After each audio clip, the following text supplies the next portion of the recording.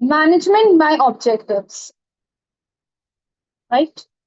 Management by objective. This is a topic that we are going to study today.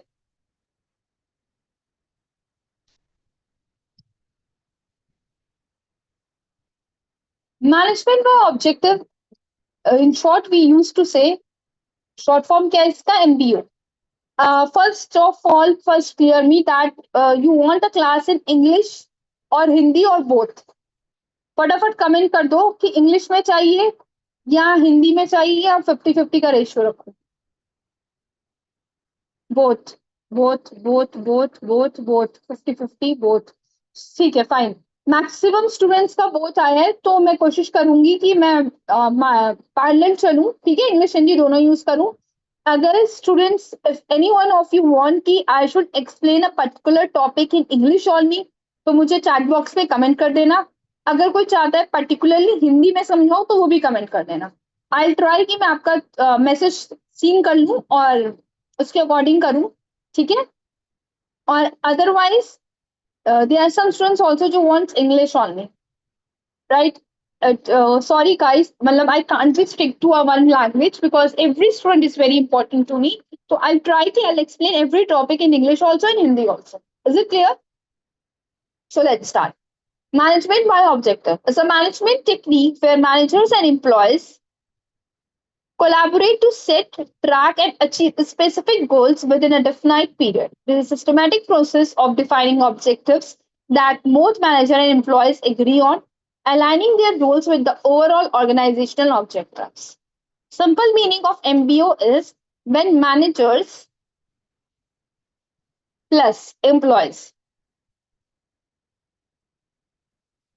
they together achieve a goal, right? They make a plans, right? They make a strategies and they start implementing that for. देखो, MBO का मतलब है जहां पे managers and employees दोनों मिलके, एक technique है मैनेजमेंट की कि कुछ डिसीजंस मैनेजर एंड एम्प्लॉयज मिलके लें, दे बोथ कोलैबोरेटिवली एक स्पेसिफिक गोल को एक डिफाइंड पीरियड के अंदर अचीव करने के लिए. ठीक है, एक सिस्टमेटिक प्रोसेस है जहां पे आपके ऑब्जेक्टिव्स डिफाइन है, मैनेजर्स एंड एम्प्लॉयज दोनों एग्री करते हैं उन पे and they are working to achieve that goal. Clear? What are the features of MBO? Simple goal setting.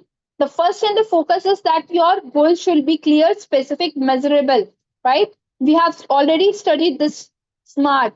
Your goal should be SMART. That is specific, measurable, achievable, relevant, and time bound, right? So both managers and employees participate in defining this goal. ये जो goal set होता है, this goal is set इसको, ये जो goal set हो रहा है, set by both managers plus employees, right? Second, participative decision making. Why participative? Because both managers and employees are working together for specific goal, right? So they are participative, यानी कि decision making process in setting the targets. The manager and employee both are responsible. ठीक है? They know the sense of ownership and accountability. Next, feedback and evaluation. Feedback and evaluation means that you evaluate the products. Evaluate the not products. अभी last class marketing के लिए ना तो ही product दिमाग में आ गया.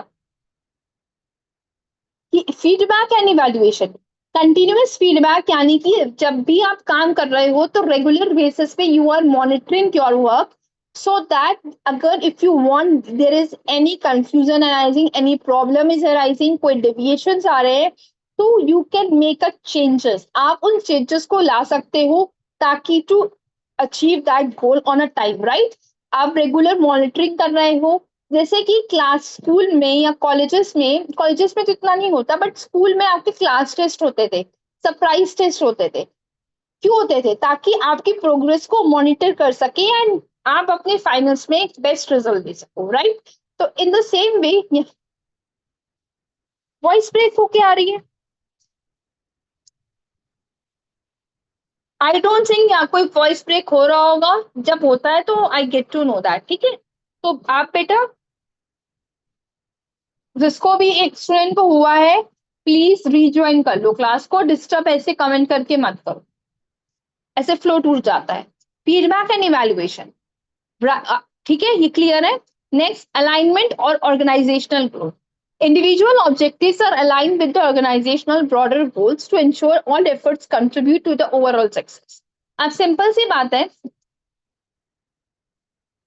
कि अगर कोई टीचर MBA किया हुआ है, this experienced teacher who of 5 years teaching experience, right, in MBA, and management gave them subject of arts, right? Will the productivity, will the output will be good? No, you will get not good output, you will be a failure. Why? Because you are not assigning the task, assigning the subjects according to their specialization, right? In the same way, it is very important to give individuals, जो भी employees है organisation में, उनको उनके experience, उनके objectivity के हिसाब से उनको वर्क असाइन करना चाहिए। अगर एक MBA क्वालिफाइड टीचर्स को MBA स्टूडेंट्स पढ़ाने को मिलेगा, तो then you will get a best result in your university, right? So this is what it is very important that you align your, क्योंकि MBA टीचर का गोल क्या है कि वो MBA स्टूडेंट्स को अच्छे से पढ़ाए और एक अच्छा रिजल्ट, राइट? तो आपने उसके ऑब्जेक्टिव को अपने ऑर्गेनाइजेशनल के गोल के ऑब्जेक्टिव के साथ लिंक किया और उसको वर्क असाइन कर दिया। This point is clear to everyone? This slide is clear to everyone? देखो चैट बॉक्स में ना जिसको कुछ मैसेज करना हुआ है, आपको ये नहीं बोला जा रहा है कि चैट बॉक्स को मैं डिसेबल कर दूंगी तो मुझे पता कैसे चलेगा क्लास में कितने स्टूडेंट्स को समझ में आ रहा है।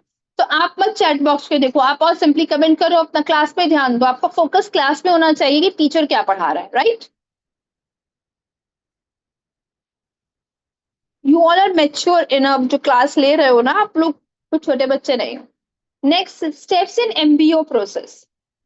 Number 1, set organizational goal. Senior management defines the overall objective of the organization, right? जो आपके सीनियर मैनेजमेंट यानी कि जो टॉप मैनेजमेंट होते हैं, CEO, डायरेक्टर्स, वो सब मिलकर एक स्ट्रैटेजी से गोल डिफाइन करते हैं। फिर cascade the goals to employees. उन गोल्स को आप ब्रेक डाउन करते हो स्मॉल स्मॉल पार्ट्स में और आप उनको एम्प्लॉयज तक देते हो, ठीक है? आपने गोल सेट किया कि नेक्स्ट कमिंग 1 ईयर में मेरी जो सेल होगी वो 100% इंक्रीज होगी। अब उसके लिए हर एक डिपार्टमेंट को वर्क करना पड़ेगा। अब आपने इस टारगेट को अचीव करने के लिए जो जिन भी एरियाज में फोकस करना है उसको मेंशन किया और हर एक डिपार्टमेंट को उन एम्प्लॉयज को वो रोल असाइन कर दिया, right? Third, employee participation. Employee set their individual objectives. अब उनका क्या टारगेट है?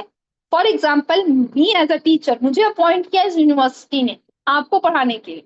उन्होंने मुझे बोल दिया कि आपको फॉर एग्जाम्पल इन 15 क्लासेस में आपको होल सिलेबस कंप्लीट करना है। तो नाउ आई मेक कि इन 4 यूनिट्स को मैं किस तरीके से अरेंज करूं कि मैं इन 15 क्लासेस में स्टूडेंट्स को पढ़ा भी दूं, मैं उनका टेस्ट भी ले लूं, उनका रिवीजन भी करा लूं, राइट? तो अब ये मेरी इंडिविजुअल ऑब्जेक्टिविटी है कि मैं इतना सब कुछ अपनी क्लास में कंप्लीट कराऊं। ऑर्गेनाइजेशन का गोल तो ऑटोमेटिक अचीव हो जाएगा, राइट? तो अब मैंने अपने एम्प्लॉय ने खुद पार्टिसिपेट किया उस गोल को अचीव करने के लिए। मुझे यूनिवर्सिटी ने अपॉइंट किया as assistant professor to teach you, right? अब यूनिवर्सिटी क्या चाहती है कि बेस्ट रिजल्ट, राइट? तो उस बेस्ट रिजल्ट को अचीव करने के लिए मुझे दिया गया आप लोगों को ये मार्केटिंग का प्रिंसिपल एंड मैनेजमेंट प्रैक्टिसेस का सब्जेक्ट पढ़ाने को, कि इसमें मुझे 100% रिजल्ट चाहिए। उस रिजल्ट को अचीव करने के लिए मैंने अपने ऑब्जेक्टिव सेट किए कि मेरी क्लास में किन किन टॉपिक्स को पढ़ाना है, किस तरीके से स्टेबल कवरेज होगी, क्या मेरी टीचिंग स्टाइल्स होंगी, इंटरेक्टिव क्लासेस होंगी कि नहीं होंगी, स्टूडेंट्स डाउट पूछ सकते हैं नहीं पूछ सकते, एंड सो ऑन। तो this is how employee participate, right? Next, monitor performance. अब रेगुलर मॉनिटरिंग होगी। अब मैं आपका क्लास में टेस्ट ले रही हूँ, या मैं आपसे किसी भी स्टूडेंट से कोई भी क्वेश्चन रेज कर रही हूँ, this is how I am monitoring कि क्या जो मेरा गोल सेट था कि स्टूडेंट्स को हर क्लास में हर एक टॉपिक क्लियर हो जाए, क्या वो क्लियर हो रहा है या नहीं हो रहा है। लास्ट में जब आपका प्रॉपर इवैल्यूएशन होगा उस हिसाब से आपको रिवॉर्ड्स मिलेंगे। ठीक है, is it clear to everyone?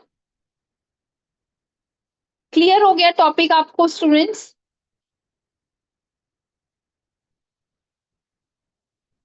Anyone is having any doubt?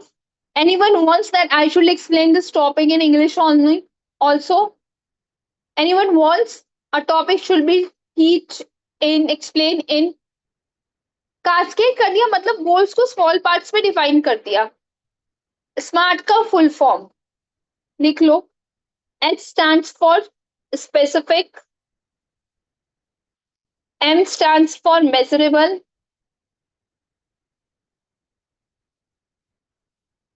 A stands for achievable, R stands for relevant, T stands for time bound.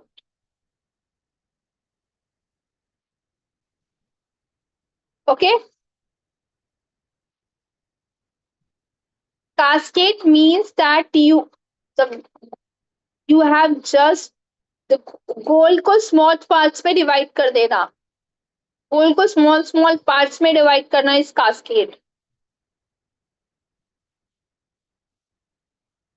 Okay? Clear हो गया? और I should explain once again, फिर से समझाऊं।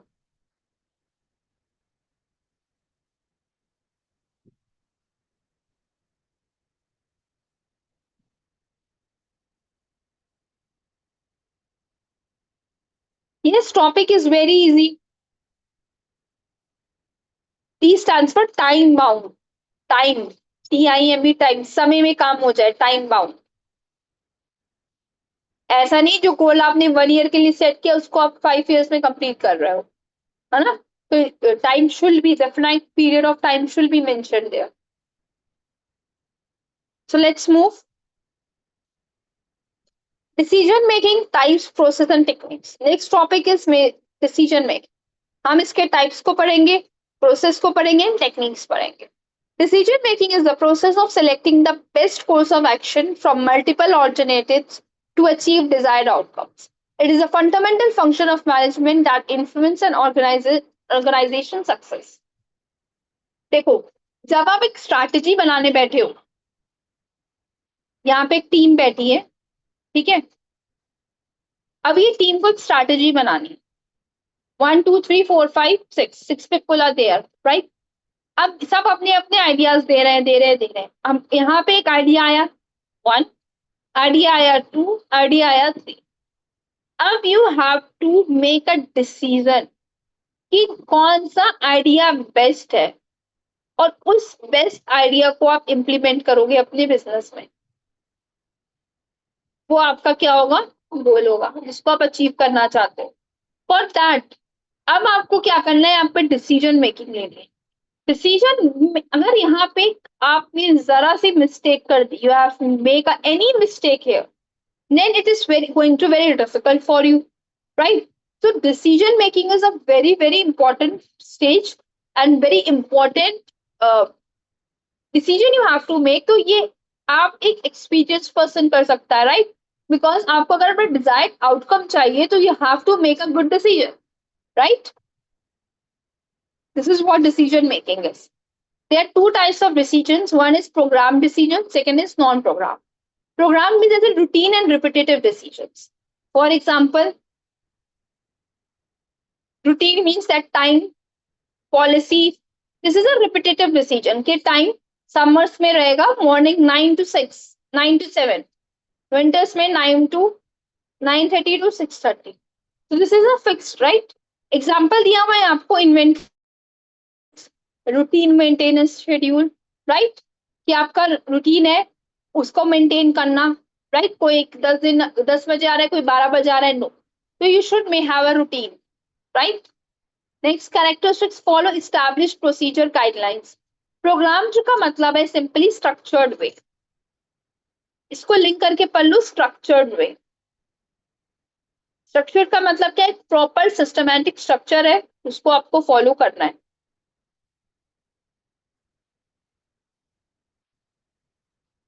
Right? Structured way मतलब जैसे आप class में आए, तो यू ऑल नो दैट कि फ्राइडे को 8 to 9 हमारी प्रिंसिपल एंड मैनेजमेंट प्रैक्टिसेस की क्लास होती है।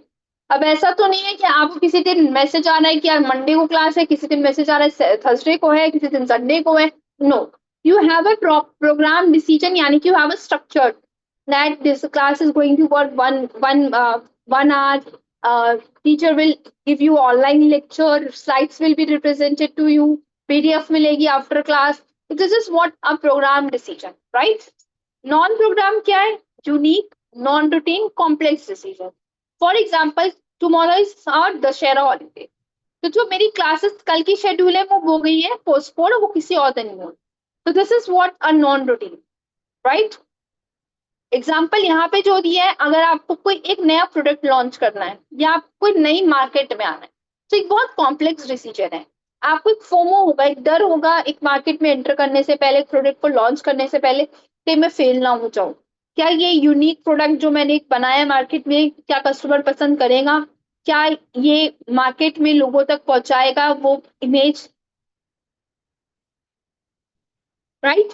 तो this is a non programme decision, जहां पे आपकी अनसर्टेनिटी लेवल जो होती है वो बहुत ज्यादा हाई होती है। ठीक है? Is it clear to everyone? The slide is clear to everyone? We can move further. हम आगे बढ़े।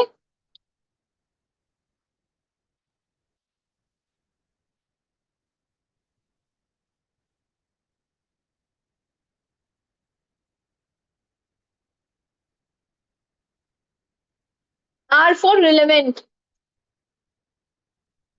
Next is strategic decisions.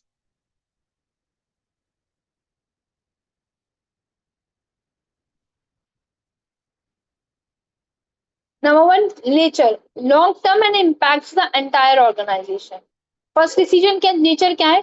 कि जो भी आप स्ट्रैटेजी बनाओगे वो लॉन्ग टर्म की होती है, right? Long term means more than 1 year, maximum 5 years। जो एक आइडल है वो बता रही हूँ, उसके ज्यादा भी हो सकती है, पर एक से कम नहीं होगा। ठीक है? 1 year से अगर कम है तो वो शॉर्ट टर्म गोल है, अगर वो मोर देन 1 year तो लॉन्ग टर्म गोल। तो मैक्सिमम 5 years होता है एक आइडल सिचुएशन में, एक आइडल बात की जाए तो। एग्जाम्पल यहाँ पे दिया है आपको, merger, acquisition, diversification strategies. If you want to merge the banks जो मर्ज हुए हैं आपस में, इट्स अ लॉन्ग टर्म, ये नहीं कि 5 साल के बाद ये वापस से अलग अलग हो जाएंगे, नहीं, इट्स अ लॉन्ग टर्म। इस तरीके के जो प्रोजेक्ट्स होते हैं वो हमारे होते हैं। ठीक है? सेकेंड, और ऐसी नेचर जो है इसका, इसमें हाई रिस्क अनसर्टेनिटी होती है। अब आपने बैंक्स को मर्ज तो कर दिया, यहाँ जो अनसर्टेनिटी लेवल है वो बहुत ज्यादा हाई है, रिस्क बहुत ज्यादा हाई है कि मार्केट में ये बेनिफिट्स देगा कि नहीं देगा। ठीक है, हम बहुत सोच समझ के डिसीजंस लेते।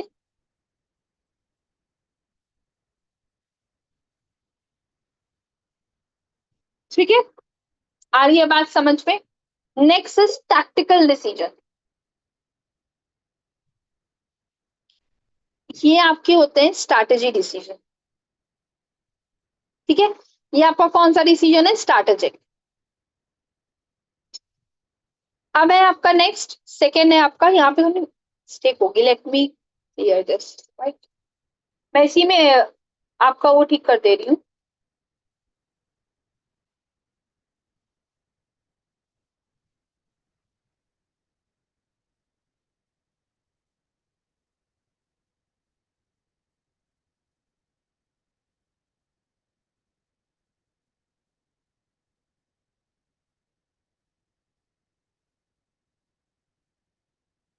First is strategic decision,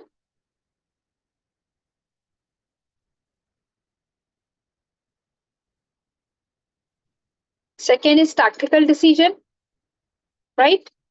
and third is operational decisions. अब क्लियर है? Is it clear to everyone?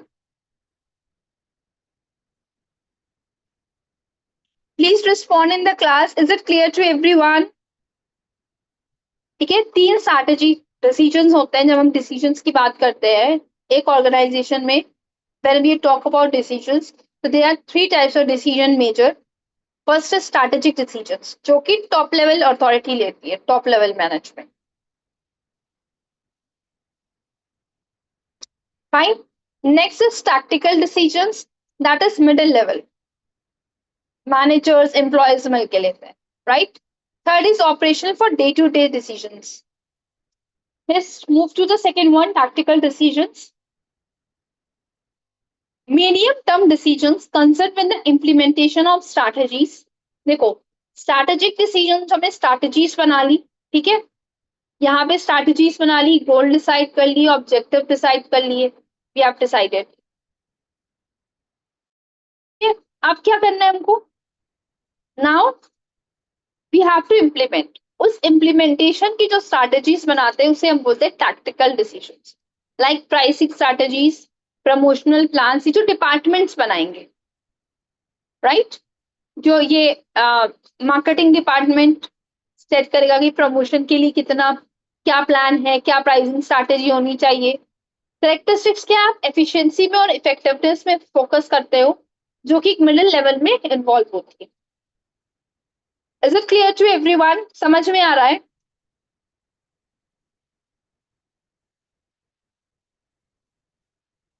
Everyone is getting the topic or not? Should I explain in English only? Hindi में ठीक है ना? Example of what, Mr. Kishore? Good, ठीक है. Second, okay fine. Tactical, देखो 3 level होते हैं मैनेजमेंट के. Top level, middle level and lower level. ठीक है. टॉप लेवल जो होता है वो स्ट्रैटेजीज बनाते हैं जो कि लॉन्ग टर्म के लिए होती है, जो आपकी होल ऑर्गेनाइजेशन के लिए होती है. आप जो यहाँ पे गोल सेट कर दिया, फॉर एग्जांपल यूनिवर्सिटी ने सेट किया 100% रिजल्ट चाहिए. अब जब मेरे पास आया, मुझे बताया गया एज एम्प्लॉय कि आपको 100% रिजल्ट लेकर आना है अपने सब्जेक्ट में. अब उसके लिए मैंने स्ट्रैटेजीज बनाई, मैंने डिसीजंस लिए कि मुझे किस तरीके से कौन कौन से स्टेप्स लेने हैं, राइट. किस तरीके से स्टूडेंट्स को इन्फ्लुएंस करना है, क्लास किस तरीके से बहुत अट्रैक्टिव बनानी है, बहुत इंटरेस्टिंग बनाती है, स्टूडेंट्स अटेंटिव रहे मेरी क्लास में. ठीक है, उसके लिए मैंने किया.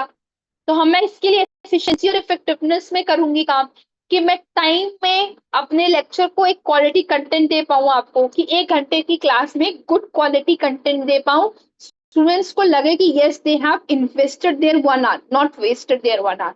है ना, बहुत सारी क्लासेस में हमको ये भी लगता है कि यार घंटा वेस्ट हो गया, 1 घंटा, और हमें समझ कुछ भी नहीं आया. But in some classes you feel यार 1 घंटा भी हो गया, पता भी नहीं चला. So it depends on the teacher also and class students also, कि how they are interacting, how class is going on. So this is what a tactical decision, middle level decision. अब clear हो गया?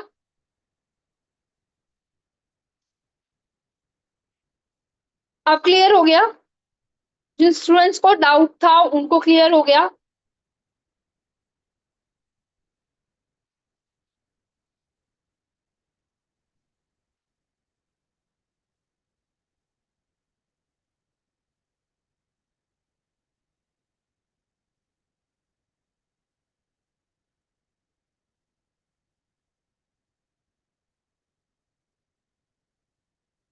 Next is operational decisions. Operational decision is for short-term day-to decisions, like scheduling, staffing, that you are looking that your staff is working in a healthy environment on a daily basis, right? They are coming on time, they are leaving the organization on time, they have maintained the decorum, they are not wasting much time in the organization. When you are concerned with the daily operations, like lower level management. अगर मैं अपने example से connect करूं, organisational ने गोल बनाया, university ने 100% result का, मैंने अपनी स्ट्रैटेजीज बनाई उस गोल को अचीव करने के लिए. अब ऑपरेशनल लेवल क्या है, जो आज की क्लास है 1 आवर की, वो कितनी बेस्ट हो रही है, कितनी क्वालिटी बेस्ड हो रही है, कितने स्टूडेंट्स को समझ आ रही है, कितने स्टूडेंट्स को टॉपिक्स याद हो गए हैं, ठीक है, ये आपका हो गया operational decision. Clear? Clear to each and every one in the class? More than 230 students are there. It is clear to every one? किसी को डाउट है तो यू कैन आस्क, टाइम है हमारे पास, हम कंप्लीट कर लेंगे।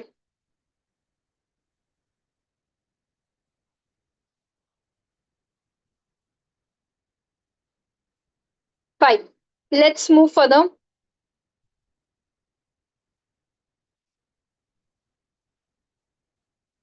डिसीजन मेकिंग प्रोसेस, हमने अभी फर्स्ट स्लाइड में ही पढ़ा था कि डिसीजन प्ले, फर्स्ट और सेकेंड स्लाइड की, decision making is a very very important, right? कि जब हम किसी चीज को डिसाइड करते हैं, मैं एक सिंपल एग्जांपल लेती हूँ यहाँ पे आप सबका, आप कभी, स्पेशली लड़कियां इससे काफी ज्यादा रिलेट करेंगी, लड़के लड़कों के लिए भी एग्जांपल देती हूँ, ठीक है? चलो पहले लड़कियों को एक देती हूँ एग्जांपल। जब आप लिपस्टिक खरीदने जाते हो, कितने तो शेड्स हैं, क्या करें बेचारी लड़कियां, अब उन शेड्स में डिसीजन लेना कितना डिफिकल्ट होता नहीं होता है? बताना जरा मुझे, किसको किसको डिफिकल्टी होती है एक लिपस्टिक परचेज करने में? यू फेस्ड और नॉट? सिर्फ एक लड़की फेस करती है? बहुत डिफिकल्ट काम है, राइट? अगर लड़कों को मैं बोल दूं कि शूज परचेज करने हैं, उसमें डिफिकल्टी आती है हम लोगों को? लड़कों, शूज वुडलैंड के ले या स्केचर्स ले या एडिडास जाए, कहाँ जाए, आती है डिफिकल्टी? सोचो कितना डिफिकल्ट है, सोचते नहीं है यार? एडिडास का भी अच्छा लग रहा है, स्केचर्स के भी अच्छे लग रहे हैं, कौन से ले? एडिडास ले लेना ही नहीं यार, स्केचर्स का ये फायदा है। तो मतलब सोचो, आप एक शूज खरीदने जाते हो, आप एक लिपस्टिक खरीदने जाते हो, तो you have to just compromise the other one, right? अगर आप स्केचेस ले रहे हो तो obviously you have to compromise the Adidas. उसके अपने फायदे हैं, उसका एक अपना कंफर्टेबल लेवल है, स्केचेस का अपना कंफर्टेबल लेवल है, राइट? इन द सेम वे, फिर इन एन ऑर्गेनाइजेशन, जब आप एक ऑर्गेनाइजेशन की बात करते हो, तो वहां पे भी डिसीजन मेकिंग कितना इंपॉर्टेंट, क्योंकि आप तो शूज और एक लिपस्टिक की बस बात दी एग्जांपल मैंने, बट आपको अपनी ऑर्गेनाइजेशन के लिए एक डिसीजन लेना है, it is very difficult, right? तो सबसे पहले आप क्या करते हो, आप क्लियरली अपनी इश्यूज या अपनी अपॉर्चुनिटी को डिफाइन करते हो। अब इशू या अपॉर्चुनिटी का क्या मतलब है यहाँ पे? देखो, आप बिजनेस रन कर रहे हो, गवर्नमेंट ने जीएसटी लागू कर दी, new law prevailing in the country from XYZ date for example, and now there is no indirect tax. इतना बड़ा चेंज आ गया लॉ एंड ऑर्डर में। अब आप बताओ, आपको डिसीजन क्या लेना? अब आपको सब कुछ अपनी प्राइसिंग उस हिसाब से सेट करोगे अपने प्रोडक्ट की। मान लो आपको जीएसटी महंगा पड़ रहा है, आपको ज्यादा टैक्स देना पड़ रहा है फॉर एग्जाम्पल, तो अब अपने प्रोडक्ट की कॉस्ट पे भी तो या तो बढ़ाओगे, या कॉस्ट रिड्यूस करके क्वालिटी कॉम्प्रोमाइज करोगे, या क्वालिटी को इनहांस करोगे, प्रोडक्ट की प्राइस बढ़ा दोगे, जो 5 रुपए का सामान था उसको 10 का कर दोगे। मतलब you have to make a decision ना कि व्हाट यू शुड हैव। और वो एक इशू भी हो सकता है। अब जरूरी नहीं है कि गवर्नमेंट ने कोई इशू किया है तभी हम कुछ डिसीजन लेंगे। मान लो आपको एक अपॉर्चुनिटी नजर आ रही है मार्केट में, कि अगर मैं इस नए प्रोडक्ट को मार्केट में लॉन्च करूंगा तो मुझे बेनिफिट्स ही बेनिफिट्स हैं। अब आपको उसके लिए डिसीजन लेने की जरूरत है। अब सिंपली सोचने से तो नहीं डिसीजन आ जाए, मतलब आप इम्प्लीमेंट कर लोगे।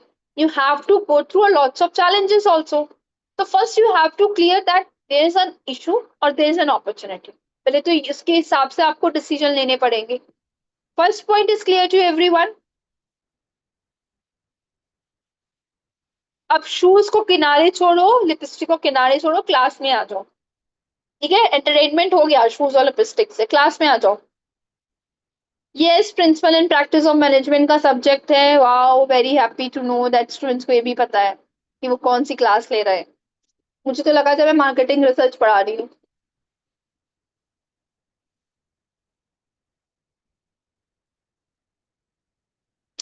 Second point is gather information, right?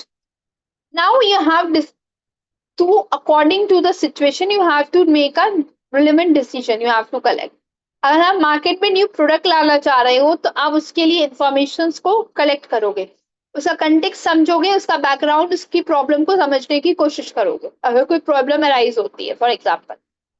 Next, you have to develop alternatives.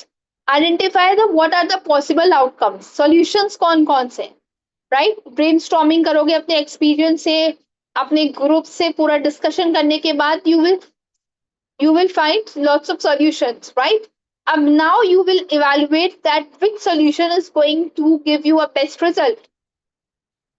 Is it clear कि आपने जब बहुत सारे alternative solutions को identify कर लिया, now you are want to evaluate the alternative. आपने एक बार जब evaluate कर लिया, identify कर लिया कि ये alternatives available हैं, क्या तो मैं solution 1 पे काम करूं, ये भी अच्छा है, solution 3 भी अच्छा है, 2 भी अच्छा है, 6 भी अच्छा है, पर कौन से एक ऑप्ट करूं, ये बहुत बड़ा चैलेंज है.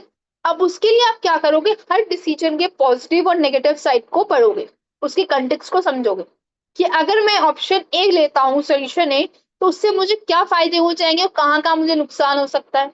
अगर मैं सोल्यूशन 3 को लेता हूँ या सोल्यूशन 4 को लेता हूँ या 2 को लेता हूँ, 6 को लेता हूँ, तो मुझे कौन कौन से फायदे नुकसान है. अब उनकी कॉस्ट को समझोगे, उनकी फिजिबिलिटी को समझोगे, उसके साथ रिस्क जो इन्वॉल्व है, हर एक एस्पेक्ट को आप थॉरोली स्टडी करोगे, right? You will evaluate the alternatives.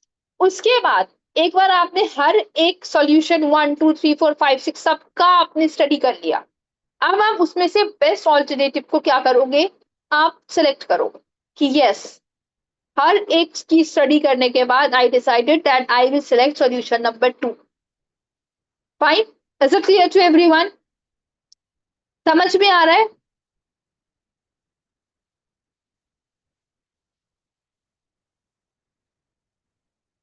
After that, once you selected the solution number 6, for example, now for that you need a resources, you need a responsible employees, क्योंकि आपको solution को implement करना है, execute करना है, right? तो उसके लिए आप रिसोर्सेज देखोगे, कौन कौन से उसको एलोकेट करोगे, उनको यूज करोगे एफिशिएंटली, और रिस्पॉन्सिबिलिटी असाइन करोगे ताकि उस चीज को जल्दी से जल्दी स्टेप्स ले सके, नेसेसरी स्टेप्स के साथ इम्प्लीमेंट कर सकते हैं, एग्जीक्यूट कर सके सॉल्यूशन को. फिर उसके बाद अपने डिसीजन को इवैल्यूएट करोगे, क्या वो डिसीजन मेरे लिए बेनिफिशियल था और नॉट. आगे बात समझ में? The decision making process is clear to each and everyone in the class. The decision making process is clear to each and everyone in the class or not? ये one more time कौन सा है, पूरा topic को explain करना है या नहीं पॉइंट है बच्चा, मेंशन क्या करो क्लियरली.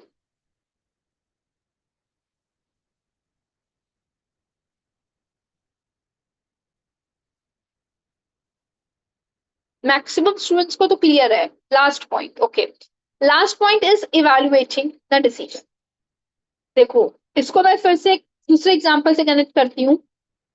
अब क्या है, after implementation evaluate the outcomes to mind.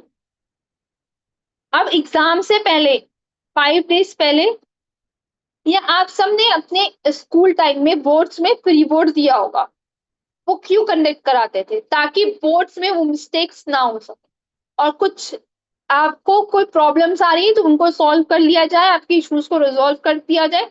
वो स्टेज होती है आपकी इवैल्यूएशन की, कि जो भी डिसीजन लिया है, क्या वो आपकी अपॉर्चुनिटी जो है उसको फुलफिल कर पाओगे कि नहीं कर पाओगे.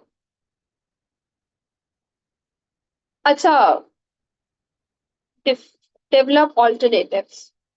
चलो पूरा एक बार रिकॉल कर देती हूँ.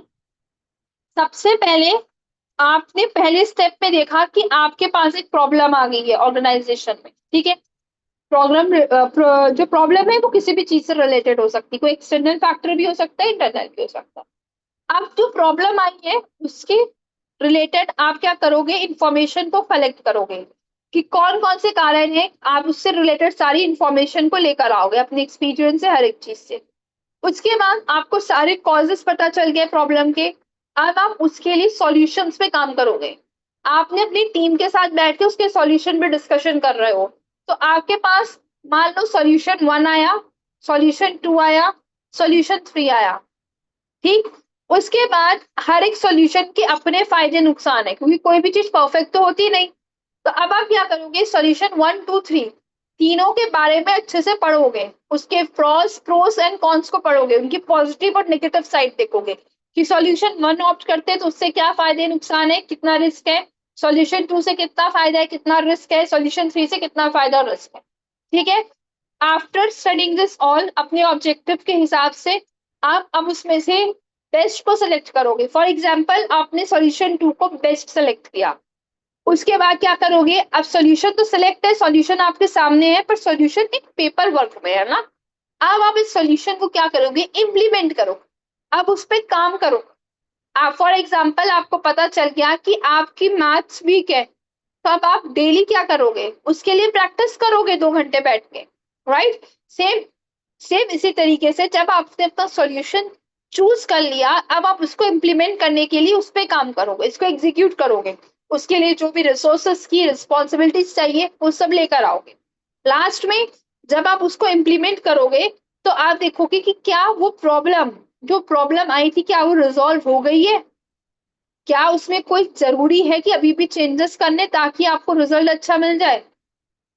अगर आप मैथ्स में वीक हो और आपको पता चल गया है कि अगर आप 2 घंटे रोज पढ़ाई करोगे, सॉल्यूशन मिल गया है, तो आप पढ़ोगे, एग्जाम से पहले आप क्या कहोगे, मैं 3 घंटे का एक ना मॉक टेस्ट दे देता हूँ, ताकि मुझे पता चले मैं कहाँ पे स्टैंड कर रहा हूँ, या कोई वीक पॉइंट है तो उसको भी पढ़ लूंगा एग्जाम से पहले, ताकि एग्जाम में अच्छे से परफॉर्म करूँ।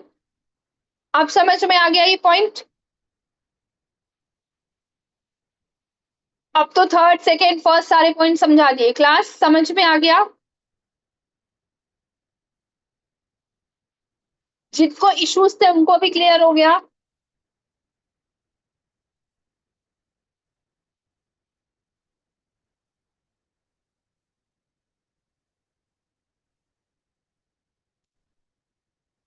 Anyone wants I should explain in English also, please let me know in the comment box.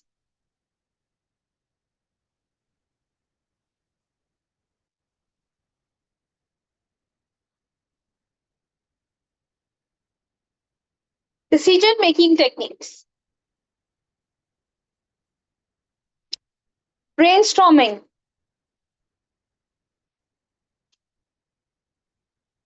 Brainstorming का मतलब होता है जब बहुत सारे एक्सपर्ट्स लोग बैठे हैं, मान लो एक्सपर्ट 1, एक्सपर्ट 2, एक्सपर्ट 3, एक्सपर्ट 4, ठीक है।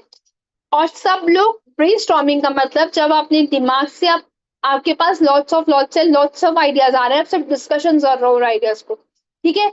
ये ग्रुप टेक्निक होती है जहाँ पे बहुत सारे लोग बैठ के, मतलब इट नॉट मीन्स कि 10 20 लोग, मतलब ग्रुप होता है एक छोटा सा या बड़ा, वो एक दूसरे को इंकरेज करते हैं, डिस्कस करते हैं, और एक क्रिएटिव थिंकिंग एबिलिटी जनरेट होती है। कोई क्रिटिसिज्म नहीं होता कि नहीं तूने जो सॉल्यूशन दिया वो बहुत गंदा है, सी एक है कि मेरा ही अच्छा है, फोर्थ थर्ड का है मेरा अच्छा, नहीं। एक प्रॉपर एक हेल्दी डिस्कशन चलता है आइडियाज का, क्रिएटिविटी थिंकिंग डेवलप होती है यहाँ से, तो ये टेक्निक बहुत ही यूजफुल होती है वैसे। सेकेंड है शॉर्ट एनालिसिस, ये ऑलरेडी मैंने फर्स्ट क्लास में शायद पढ़ाया था। शॉर्ट एनालिसिस का मतलब होता है S stands for strength, W stands for weakness, O stands for opportunity, T stands for threats. जो आपके बिजनेस के अंदर चल रहा है, इंटरनल ऑर्गेनाइजेशन, आपको अपनी स्ट्रेंथ्स एंड वीकनेसेस पता है, हर एक स्टूडेंट को अपनी स्ट्रेंथ पता है, वीकनेस पता है या नहीं पता है, बताओ जरा। इसको मैं एक अच्छे एग्जांपल से रिलेट करती हूँ, आपको और अच्छे समझ में आएगा स्वॉट एनालिसिस क्या है। SWOT, every student knows its strengths and weaknesses, right. अगर क्लास में कुछ भी पढ़ाया जा रहा है, आपको मालूम है कि आपकी मैथ्स वीक है, आपका थ्योरी पोर्शन स्ट्रॉन्ग है, तो ये आपकी वीकनेस हो गई, थ्योरी आपकी स्ट्रेंथ हो गई। तो जब भी आप अपना स्टडी टाइम टेबल बनाओगे तो आप अपना मैक्सिमम स्लॉट रखोगे मैथ्स का, ताकि उसको एक स्ट्रॉन्ग सब्जेक्ट में कवर कर ले, और अपने जो सब्जेक्ट है मैथ्स का उसको स्ट्रॉन्ग है तो उसमें आप कम ध्यान दोगे, क्योंकि आपको मालूम है वो ऑलरेडी स्ट्रांग है, तो मैं कम भी पढ़ूंगा तो मैक्सिमम आउटपुट जनरेट करूंगा, अच्छे से परफॉर्म कर लूंगा एग्जाम में। बट अगर मैंने मैथ्स में पढ़ाई नहीं की तो मैं उसमें फेल हो सकता हूँ। तो उसके लिए आप क्या करोगे, अपने टाइम टेबल में मैक्सिमम मैथ्स में पढ़ाई करोगे, टाइम टेबल वैसे ही सेट करोगे। ये तो आपकी अपनी स्ट्रेंथ और वीकनेसेस हो गई।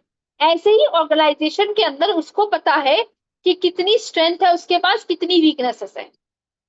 आई बात समझ में?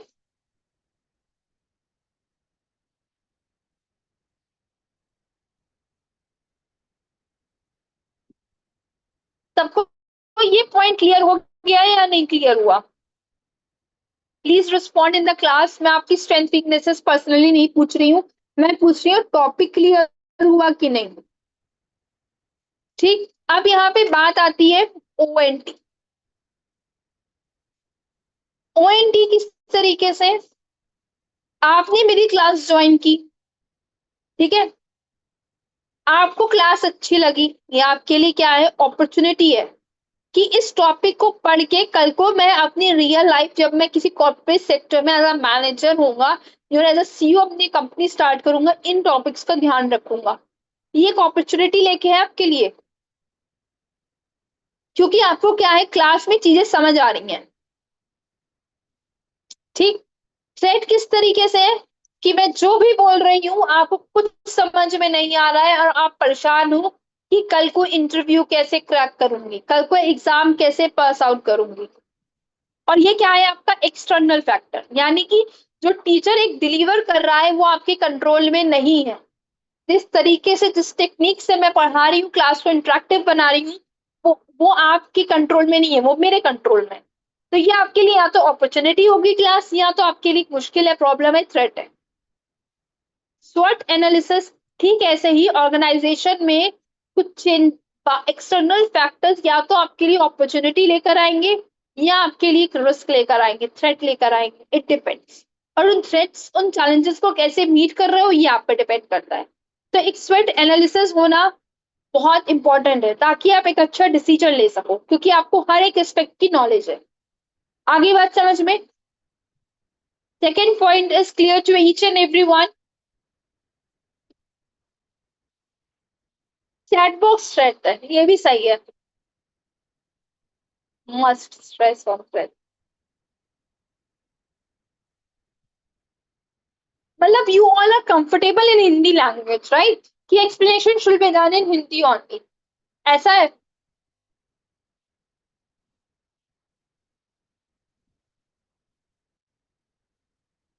Both.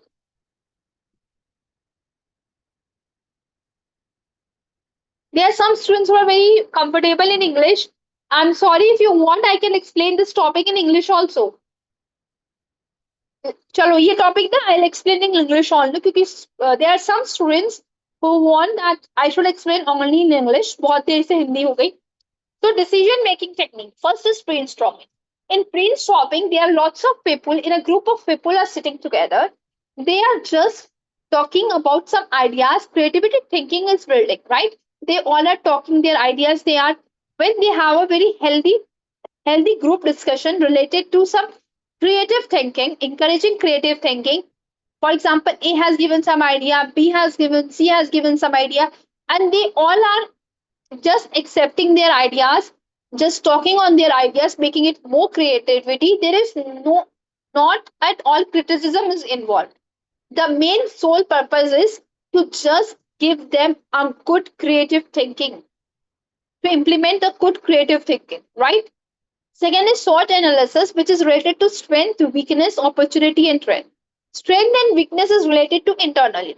For example, as a student, you know it your strengths and weaknesses. You know what subjects are your strength, which subjects are your best, and what subjects you are weak. So this is what is strength and weaknesses in the organization also. In organization, everyone knows what are their internal factors and internally what are their strengths and weaknesses, right?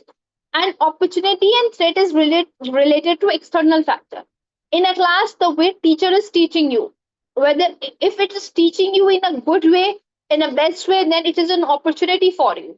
And if there is any disturbance or you are not getting what teacher is teaching you, then it is a threat for you, right? So this is not in your control. The factors which is not in your control will give you either opportunity or threat. But the factors which are controlling, which you can control, will give you strength or weaknesses, right? Now is it clear to each and everyone? The ones who are mentioning English only, clear है ये दोनों points?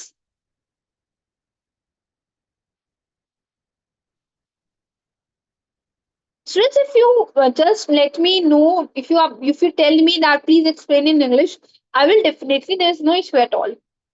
For me, each and every one of you is important equally, whether you are from English medium or Hindi medium, right? So we move next. Cost benefit analysis. Weighting the potential costs against the benefits of each alternative to identify the most cost effective solution. Cost effective solutions means that आपने कुछ implement किया, right? तो आपने कुछ cost लगाई किसी product को बनाने के, obviously you want to earn more profit, right? आप cost, let's take one another example. आपने 20% से अपनी कॉस्ट इंक्रीज कर दी प्रोडक्ट की और आपको प्रॉफिट हो रहा है 50% से. This is a cost benefit analysis. But if you have increased the cost by 20% and the profit which you are getting is 5%, this is not the cost benefit. So we decide to make that whenever we make a decision, we see that this cost is giving you the best result. ठीक है, समझ में आया? Cost benefit analysis कि हम पैसा वहीं पे लगाएंगे जहां से हमको मैक्सिमम बेनिफिट मिले, उस चीज का एनालिसिस लगाते हैं कि कितना पैसा लगा रहे हैं, कितना ज्यादा आउटपुट जनरेट कर लेंगे. इजी है ये तो. Next, Pareto analysis, that is 80-20 rule, focuses on identifying the most critical issues that will have the greatest impact, based on the principle that 80% of problem come from 20% of cause. मतलब the cause of problem is basically 20%.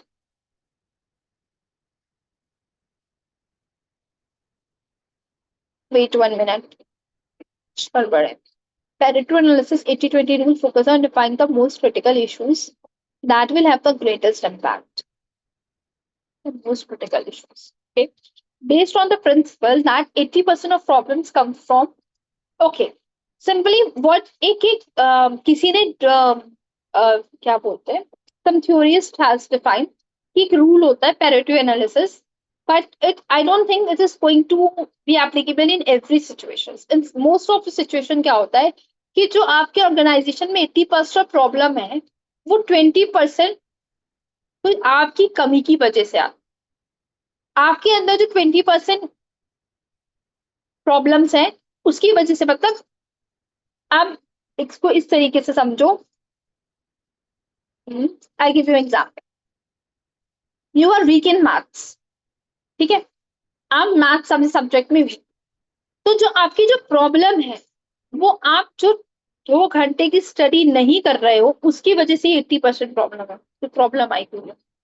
अगर आप रोज 2 घंटे पढ़ने लगो तो आप ये 80%, आपकी आधी प्रॉब्लम तो ऐसे ही सॉल्व हो जाएगी, half problem. This is what a Pareto analysis, it is not so that much important. ठीक है, बस एक सिंपल समझ लो कि 20% जो प्रॉब्लम आ रही है वो 20 उसका 20% रीजन आप हो. मतलब आप जो एग्जाम में 70% मार्क्स या पास नहीं हो पा रहे हो, फॉर एग्जाम्पल आप 33 नंबर भी नहीं ला पा रहे हो मैथ्स में, जस्ट बिकॉज कि आप 2 घंटे स्टडी नहीं कर रहे. अगर आप रोज 2 आवर मैथ्स को पढ़ोगे तो आप मैक्सिमम आउटपुट जनरेट कर लोगे. ठीक है, पैरेटो एक नाम दे दिया गया उसके एनालिसिस को, कुछ ऐसा मीनिंग नहीं है यहाँ पे इसका, वो सब एक नाम दे दिया उसको, उस एनालिसिस को, नथिंग मच. ठीक है, नेक्स्ट इज क्लियर ना, सबको समझ में आ रहा है ना? Next is decision tree, a graphical tool used to map out possible alternatives on their potential outcomes, helping in assessing the risk and benefits of each option. आप ऐसे ना चार्ट सा बना दे रहे हो,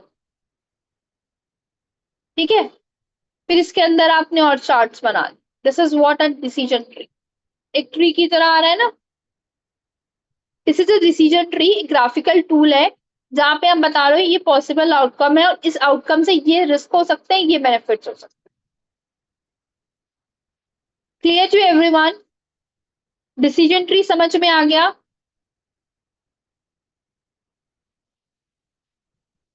पार्टियों वाले में कुछ ऐसा डिफिकल्ट नहीं है, सिंपल किसी ने कुछ थ्योरी दी उसका एक पार्ट है, तो सिंपली आपको ये रखना है याद कि 80% प्रॉब्लम 20% कॉस्ट से आती है बस, और कुछ इतना डेप्थ में जाने की जरूरत नहीं है, अपने आप एक बहुत बड़ी थ्योरी है वो। डिसीजन ट्री का मतलब है कि ये आपका प्रॉब्लम है, ठीक है, अब आपने इसके सॉल्यूशंस बनाए, सॉल्यूशन 1 2 3 4, हर एक सॉल्यूशन के नीचे आपने, जैसे जब कोई मीटिंग्स होती हैं बड़ी बड़ी ऑर्गेनाइजेशन में, तो आपने पिक्चर्स में सीरियल्स में कहीं ना कहीं देखा जरूर होगा, रियल लाइफ में भी देखा होगा कि स्लाइड्स में ना ऐसे ग्राफिकल रिप्रेजेंटेशन चल रहे हैं, someone is giving you presentation, simply ऐसे ही होता है कि यहाँ पे इसके प्रॉब्लम्स हैं, ये इसके कॉज, ये इसके बेनिफिट्स है, ये इसके रिस्क है, फिर ऐसे ही इसका है, ठीक है, फिर ये इसका है, फिर ये इसका है। तब आपके पास एक चार्ट के फॉर्म में इजिली क्लियर सामने रिप्रेजेंट किया हुआ है कि अब आप इस ट्री से समझ लो कि किसका डिसीजन कैसा है। आ गया समझ में? Is it clear to everyone? यहाँ 2 3 बच्चों को ही समझ में आया है, ठीक है। डेल्फी टेक्निक, ये इंपॉर्टेंट है, वेरी वेरी वेरी इंपॉर्टेंट, ये आपको जरूर एग्जाम में पूछा जा सकता है। Delphi technique is very important, one word competitive exam anywhere, अगर ये सब्जेक्टेड टॉपिक आ रहा है तो Delphi technique is important. Simple है, a method where experts give their opinion anonymously on a particular issue and the results are aggregated to reach a consequences। मतलब simple सी बात है, जब एक्सपर्ट्स, एक्सपर्ट्स मींस एक्सपर्ट्स का मतलब समझते हो ना, जब एक्सपर्ट्स किसी चीज के ओपिनियन दे रहे हैं किसी पर्टिकुलर इश्यूज में और इसका रिजल्ट भी कॉन्सिक्वेंसेस अच्छा आ रहा है, तो उसको हम बोलते हैं Delphi technique. Are you getting? अगर मान लो, I think you all know that doctor Manmohan Singh is a wonderful economist, brilliant economist, right? ये बात सबको पता होगी। अब ठीक है, ही इज रिटायर्ड, उनकी एज हो चुकी है, is not working, but he is expert in his field. ये इकलौते बंदे ऐसे थे जिन्होंने पूरी इकोनॉमी सिस्टम चेंज कर दी, कंसेप्ट लेकर आए थे 1991 पे एलपीजी का, लिबरलाइजेशन, प्राइवेटाइजेशन, ग्लोबलाइजेशन, ये कहीं ना कहीं आपने पढ़ा होगा, ठीक है। अब एग्जांपल दे रही हूँ मैं यहाँ पे आपको डेल्फी टेक्निक का। राइट नाउ हमारी कंट्री की economic condition is not that much good, right, you all no. अगर हमें किसी बेस्ट से डिसीजन लेना हो कि अपनी इकोनॉमी के लिए हमें कौन कौन से सॉल्यूशन चाहिए, सॉल्यूशन चाहिए, तो doctor Manmohan Singh is the best person to reach, right. This is what we are using a Delphi technique, ये हमारी है डेल्फी टेक्निक। आगे समझ में? ये एग्जांपल आई थिंक बेस्ट है, इस टेक्निक को एक्सप्लेन करने का, भूलोगे भी नहीं कभी। देखो, डेल्फी टेक्निक है जब आपको किसी चीज का सॉल्यूशन चाहिए, आपको ओपिनियन चाहिए, तो आप एक्सपर्ट्स मेथड यूज करते हो। तो आप समझ लो, एक एग्जांपल लो, आपको मालूम है कि आपकी कंट्री की इकोनॉमिक कंडीशन अच्छी नहीं है और आपको मालूम है आपके देश में one of the best economist doctor Manmohan Singh है, तो आप क्या करते हो कि करंट जो इकोनॉमिस्ट मिनिस्टर है, जो फाइनेंस मिनिस्टर, वो जाकर डिसीजंस लेते हैं, वो हेल्प लेते हैं डॉक्टर मनमोहन सिंह की। ये एक एग्जांपल दे रही हूँ, ये मैं किसी कंटेक्स्ट में नहीं बोल रही हूँ, तो कोई ऑफेंड होने की जरूरत नहीं क्लास में, ठीक है। मैं एक जनरल एग्जांपल दे रही हूँ, आप जाते हो डॉक्टर मनमोहन सिंह जी से कंसर्न करते हो, अपनी प्रॉब्लम्स बताते हो, एक्सपर्ट एडवाइस लेके उसको इम्प्लीमेंट करते हो, तो this is what a Delphi technique is. आगे समझ में? Is it clear to everyone? Yes, experts give their opinion. Marginal analysis involves comparing the additional benefits.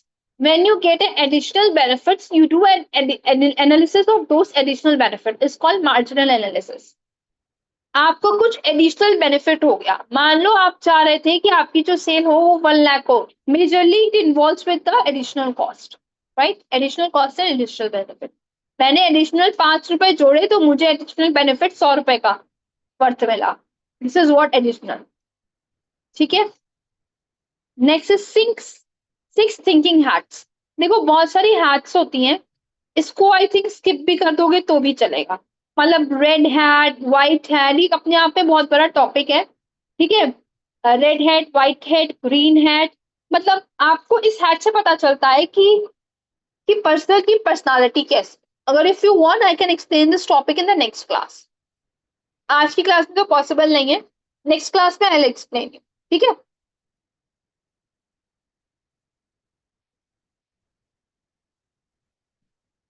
Yes, मतलब ना हर एक ऐसे कंसेप्ट दिया हुआ है कि जैसे रेड हैट वाले होते हैं ना बहुत ऑप्टिमिस्टिक होते हैं, ऐसा कुछ। ग्रीन हैट्स वाले वेरी क्रिएटिव होते हैं। तो this is a logically emotional creative है, ऐसा कुछ है नहीं। Well well rounded decision making में हेल्प कर जाता है कई बार आप। तो these are the all techniques, right? Some points are remaining but time हो चुका है, तो हम ना बहुत ज्यादा क्योज नहीं क्रिएट करेंगे कि हमें सब कुछ पढ़ना है जल्दी जल्दी। हम जितना पढ़ेंगे सॉलिड पढ़ेंगे। आज का टॉपिक ही क्लास, ये पीडीएफ मेरे एंड से नहीं होगा, sorry I can't help you. Marginal analysis, okay. Marginal का मतलब होता है एडिशनल। जस्ट रिमेंबर, कहीं भी आपने इकोनॉमिक्स में कहीं भी पढ़ोगे, इसका मतलब होता है एडिशनल। ठीक है, आपने एक्स्ट्रा पैसा लगाया, किसी एक्स्ट्रा कॉस्ट लगाई, तो उससे आपको कितना एक्स्ट्रा बेनिफिट मिला जब इस चीज की एनालिसिस करते हो, उसको बोलते हैं मार्जिनल एनालिसिस। क्लियर है? अब क्लियर हो गया? Tomorrow is holiday, obviously Dussehra है।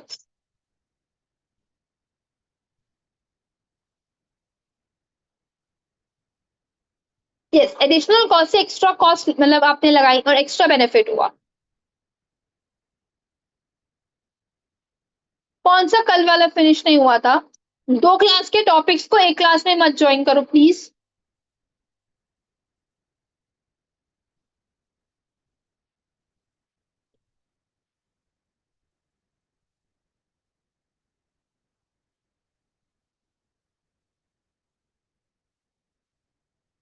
चलो, सो थैंक